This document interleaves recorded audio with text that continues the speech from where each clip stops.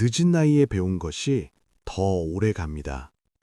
오늘 아침 동네 도서관 앞을 지나다가 가슴이 뭉클한 광경을 목격했습니다. 80이 넘어 보이는 한 할아버지가 초등학생 손주와 함께 도서관 계단에 앉아 책을 읽고 계셨습니다. 손주가 글자를 가르쳐주고 할아버지는 천천히 따라 읽으시더군요. 잠깐 멈춰서서 그 모습을 보는데 눈시울이 뜨거워졌습니다. 80평생을 문맹으로 살아오셨을 그분이 이제야 글을 배우는 모습. 그런데 그 눈빛은 그 어떤 대학생보다 빛나고 있었습니다. 그 순간 깨달았습니다. 배움에 늦은 때란 없으며 오히려 늦게 배운 것이야말로 더 깊이 새겨진다는 진리를 말입니다. 우리 세대는 평생을 배움과는 거리가 먼 삶을 살아왔습니다. 젊었을 때는 먹고 살기 바빠서 배울 여유가 없었고 중년이 되어서는 자녀 교육과 생계에 치여서 나를 돌아볼 틈이 없었습니다. 그렇게 50, 60이 되어서야 비로소 시간이 생겼지만 이제 와서 뭘 배우나 하는 체념이 먼저 앞섰습니다. 나이가 너무 많아서 머리가 안 돌아갈 것 같고 젊은 사람들 사이에서 배우기가 창피하며 이제 와서 배워봤자 써먹을 데도 없을 것 같다는 생각이 발목을 잡았습니다. 하지만 이것은 완전히 잘못된 생각입니다. 오히려 진실은 정반대입니다. 늦은 나이에 배운 것이 더 오래가고 더 깊이 남으며 더 큰 의미를 갖습니다. 왜 그럴까요? 그 비밀을 지금부터 하나씩 풀어가겠습니다. 제 고등학교 은사님의 이야기부터 시작하겠습니다. 그분은 30년간 국어를 가르치신 선생님이셨습니다. 평생을 글을 읽고 쓰는 일을 하셨지만 정작 한문은 제대로 배운 적이 없으셨습니다. 젊었을 때는 바빠서 중년에는 필요를 못 느껴서 그냥 지나쳤습니다. 하지만 65세에 정년퇴직을 하고 나서 문득 한문을 배우고 싶다는 생각이 드셨다고 합니다. 주변 사람들은 반대했습니다. 이 나이에 무슨 한문이냐고, 이제 와서 배워서 어디에 쓰겠느냐고, 그냥 편하게 쉬시는 게 낫지 않겠느냐고 말렸습니다. 심지어 가족들도 걱정했습니다. 나이 드신 분이 공부하느라 스트레스 받으면 건강에 안 좋지 않겠느냐며 만류했습니다. 하지만 은사님은 결심을 굽히지 않으셨습니다. 동네 문화센터에서 운영하는 한문 강좌에 등록하셨습니다. 수강생 중 가장 나이가 많으셨고 젊은 사람들 사이에서 처음에는 위축되기도 하셨습니다. 한자를 외우는 것도 젊은 사람들보다 훨씬 오래 걸렸고 같은 것을 여러 번 반복해야 겨우 기억할 수 있었습니다. 그런데 놀라운 일이 벌어졌습니다. 3개월이 지나자 은사님이 오히려 가장 실력이 좋아진 것입니다. 젊은 수강생들은 빨리 외우지만 금방 잃어버렸습니다. 하지만 은사님은 천천히 외우셨지만 한 번 익힌 것은 절대 잊지 않으셨습니다. 더 놀라운 것은 한자의 뜻을 이해하는 깊이였습니다. 젊은 사람들은 단순히 암기했지만 은사님은 각 한자에 담긴 철학과 의미를 깊이 새기며 배우셨습니다. 1년이 지난 후 은사님은 강좌에서 가장 우수한 수강생이 되셨습니다. 선생님이 질문을 하면 가장 정확하게 답하는 사람이 은사님이었고 한문으로 된 고전을 읽으면 가장 깊이 있게 해석하는 사람도 은사님이었습니다. 2년이 지난 지금 은사님은 이제 역으로 다른 사람들을 가르치고 계십니다. 동네 도서관에서 한문 강좌를 여시고 후학들에게 한자의 아름다움을 전하고 계십니다. 은사님은 말씀하십니다. 젊었을 때 배웠다면 그저 스쳐 지나갔을 것이라고. 하지만 65세에 배우니 하나하나가 귀하고 소중하며 그래서 더 깊이 새겨졌다고 말씀하십니다. 늦게 배운 것이 오히려 더 오래 간다는 것을 몸소 증명하신 것입니다. 왜 늦은 나이에 배운 것이 더 오래 갈까요? 첫 번째 이유는 절실함의 차이입니다. 젊었을 때는 배움이 의무였습니다. 학교에 가야 하니까, 시험을 봐야 하니까, 취업을 해야 하니까 어쩔 수 없이 배웠습니다. 하지만 나이 들어서 배우는 것은 선택입니다. 정말 배우고 싶어서, 알고 싶어서, 성장하고 싶어서 배웁니다. 이 절실함의 차이가 배움의 깊이를 결정합니다. 두 번째 이유는 인생 경험입니다. 젊었을 때는 단순히 지식을 머리에 넣었습니다. 하지만 나이가 들면 그 지식을 인생 경험과 연결시킵니다. 책에서 읽은 내용이 내가 살아온 삶과 겹치고 배운 이론이 내가 겪은 일과 맞아떨어지며 새로운 개념이 오래된 기억을 일깨웁니다. 이렇게 경험과 연결된 배움은 절대 잊히지 않습니다. 잠실에 사는 한 할머니의 이야기를 들어보겠습니다. 그분은 70세에 처음으로 영어를 배우기 시작했다는 분이셨습니다. 평생을 한글만 알고 살던 분이셨는데 손주들이 영어로 대화하는 것을 보며 문득 배우고 싶다는 생각이 드셨다고 합니다. 주변에서는 모두 말렸습니다.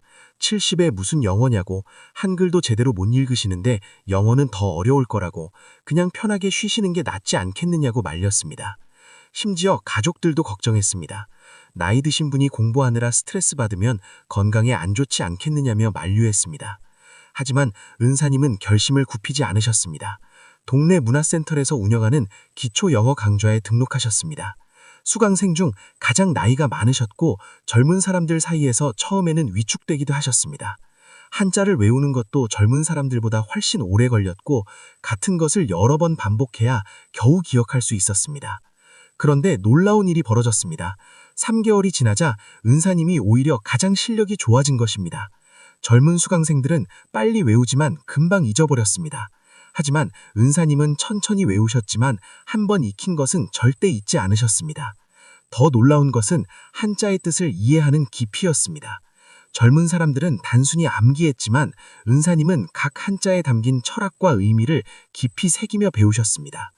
1년이 지난 후 은사님은 강좌에서 가장 우수한 수강생이 되셨습니다. 선생님이 질문을 하면 가장 정확하게 답하는 사람이 은사님이었고 한문으로 된 고전을 읽으면 가장 깊이 있게 해석하는 사람도 은사님이었습니다. 2년이 지난 지금 은사님은 이제 역으로 다른 사람들을 가르치고 계십니다. 동네 도서관에서 한문 강좌를 여시고 후학들에게 한자의 아름다움을 전하고 계십니다. 은사님은 말씀하십니다. 젊었을 때 배웠다면 그저 스쳐 지나갔을 것이라고. 하지만 65세에 배우니 하나하나가 귀하고 소중하며 그래서 더 깊이 새겨졌다고 말씀하십니다. 늦게 배운 것이 오히려 더 오래 간다는 것을 몸소 증명하신 것입니다. 왜 늦은 나이에 배운 것이 더 오래 갈까요? 첫 번째 이유는 절실함의 차이입니다. 젊었을 때는 배움이 의무였습니다. 학교에 가야 하니까, 시험을 봐야 하니까, 취업을 해야 하니까 어쩔 수 없이 배웠습니다. 하지만 나이 들어서 배우는 것은 선택입니다. 정말 배우고 싶어서, 알고 싶어서, 성장하고 싶어서 배웁니다. 이 절실함의 차이가 배움의 깊이를 결정합니다. 두 번째 이유는 인생 경험입니다. 젊었을 때는 단순히 지식을 머리에 넣었습니다. 하지만 나이가 들면 그 지식을 인생 경험과 연결시킵니다. 책에서 읽은 내용이 내가 살아온 삶과 겹치고 배운 이론이 내가 겪은 일과 맞아떨어지며 새로운 개념이 오래된 기억을 일깨웁니다. 이렇게 경험과 연결된 배움은 절대 잊히지 않습니다. 잠실에 사는 한 할머니의 이야기를 들어보겠습니다. 그분은 70세에 처음으로 영어를 배우기 시작했다는 분이셨습니다. 평생을 한글만 알고 살던 분이셨는데 손주들이 영어로 대화하는 것을 보며 문득 배우고 싶다는 생각이 드셨다고 합니다. 주변에서는 모두 말렸습니다. 70에 무슨 영어냐고, 한글도 제대로 못 읽으시는데 영어는 더 어려울 거라고, 그냥 편하게 쉬시는 게 낫지 않겠느냐고 말렸습니다. 심지어 가족들도 걱정했습니다. 나이 드신 분이 공부하느라 스트레스 받으면 건강에 안 좋지 않겠느냐며 만류했습니다. 하지만 은사님은 결심을 굽히지 않으셨습니다. 동네 문화센터에서 운영하는 기초 영어 강좌에 등록하셨습니다. 수강생 중 가장 나이가 많으셨고 젊은 사람들 사이에서 처음에는 위축되기도 하셨습니다. 한자를 외우는 것도 젊은 사람들보다 훨씬 오래 걸렸고 같은 것을 여러 번 반복해야 겨우 기억할 수 있었습니다. 그런데 놀라운 일이 벌어졌습니다. 3개월이 지나자 은사님이 오히려 가장 실력이 좋아진 것입니다. 젊은 수강생들은 빨리 외우지만 금방 잊어버렸습니다. 하지만 은사님은 천천히 외우셨지만 한 번 익힌 것은 절대 잊지 않으셨습니다. 더 놀라운 것은 한자의 뜻을 이해하는 깊이였습니다. 젊은 사람들은 단순히 암기했지만 은사님은 각 한자에 담긴 철학과 의미를 깊이 새기며 배우셨습니다. 1년이 지난 후 은사님은 강좌에서 가장 우수한 수강생이 되셨습니다. 선생님이 질문을 하면 가장 정확하게 답하는 사람이 은사님이었고 한문으로 된 고전을 읽으면 가장 깊이 있게 해석하는 사람도 은사님이었습니다. 2년이 지난 지금 은사님은 이제 역으로 다른 사람들을 가르치고 계십니다. 동네 도서관에서 한문 강좌를 여시고 후학들에게 한자의 아름다움을 전하고 계십니다. 은사님은 말씀하십니다. 젊었을 때 배웠다면 그저 스쳐 지나갔을 것이라고. 하지만 65세에 배우니 하나하나가 귀하고 소중하며 그래서 더 깊이 새겨졌다고 말씀하십니다. 늦게 배운 것이 오히려 더 오래 간다는 것을 몸소 증명하신 것입니다.